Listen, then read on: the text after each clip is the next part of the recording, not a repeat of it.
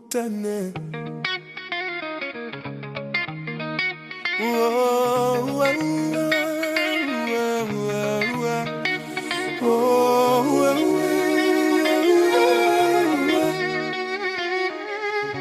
oh, Tania.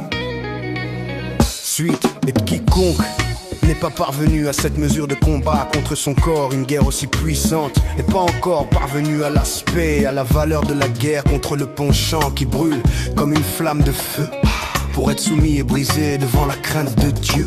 Et il en est ainsi concernant le sujet.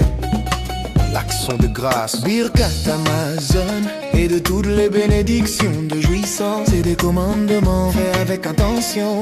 Et il va sans dire l'intention des commandements pour leur propre nom. Et il en est ainsi concernant l'occupation de l'étude de la Torah. étudier beaucoup plus que son envie et sa volonté selon sa nature et son habitude. Bah, une guerre puissante contre son corps, car celui qui étudie un peu plus que sa nature.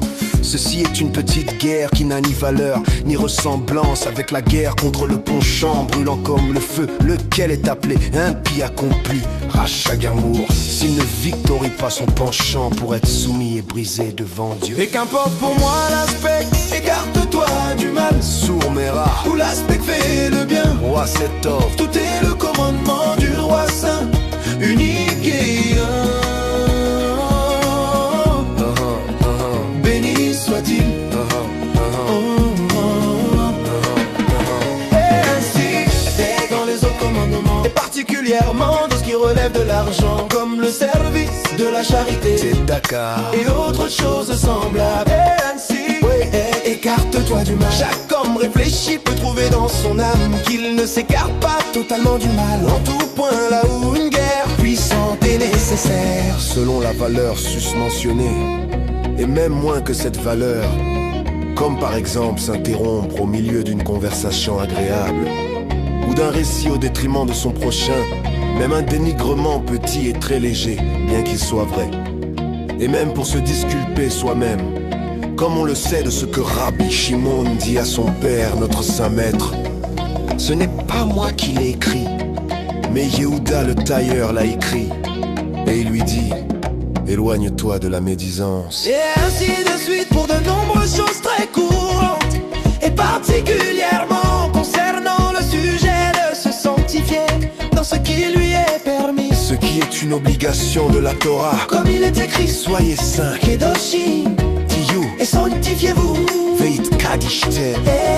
Et aussi les paroles des sages sont plus graves que les paroles de la Torah, etc. Seulement toutes celles-ci et leurs semblables font partie des fautes que l'homme piétine de ses talons et qui sont devenues comme permises du fait qu'il a transgressé et répété.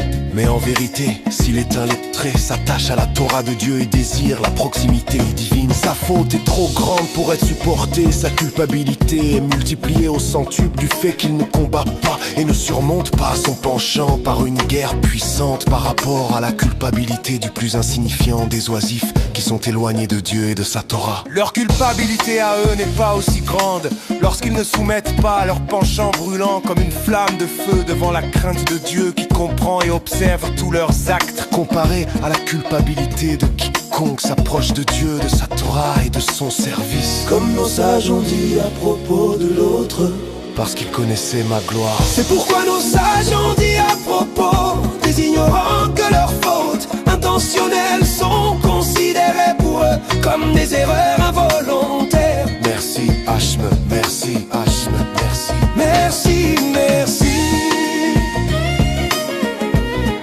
Merci.